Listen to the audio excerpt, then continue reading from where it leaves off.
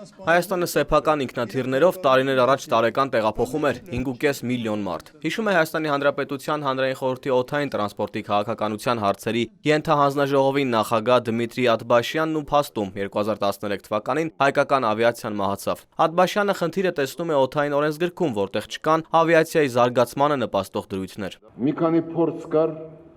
մեզ մոտ ավիացիան աշխատացնել, ստեղծել են էլի մի քանի ավիաընկերություններ, այդ թվում Air Armenian, Armavian եւ էլի մի քանի ավիաընկերություններ փորձել են մեզ մոտ աշխատել, բայց չեն կարողացել։ Ու մեր ուսումնասիրությունները ցույց տվին, որ գլխավոր պատճառը նրանում էր, ես ասում եմ գլխավոր պատճառը։ Ես չեմ ասում, որ այդ պատճառով սահմանափակվում են ուրիշ պատճառները։ Դրա մասին երևի ստեղ մեր իմ ընկերներս առանձին կխոսեն։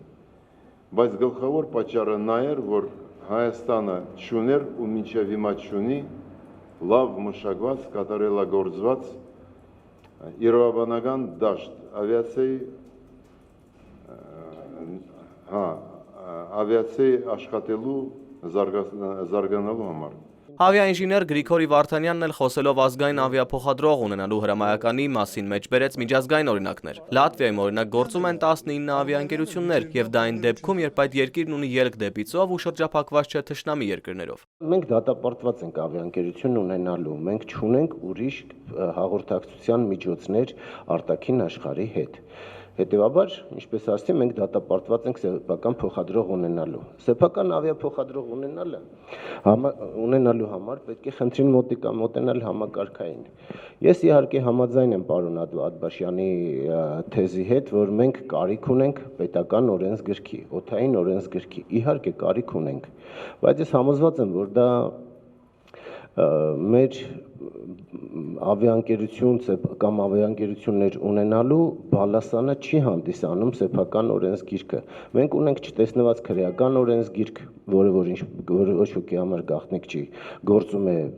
ընտրովի, մենք ունենք սահմանադրություն, երևի Եվրոպայի լավագույն սահմանադրությունն է պետական, բայց չեմ ուզում քննարկեմ, թե ինչպես է գործում մեր սահմանադրությունը, կարելի է ունենալ փաստաթուղթ, օրենսդիր փաստաթուղթ, որը որ կարող է չգործի, որը որ կարող է գործի։ Մեր երկրում, որտեղ որ ամեն ինչ մի քիչ կլանացված է եւ լինելով արևելյան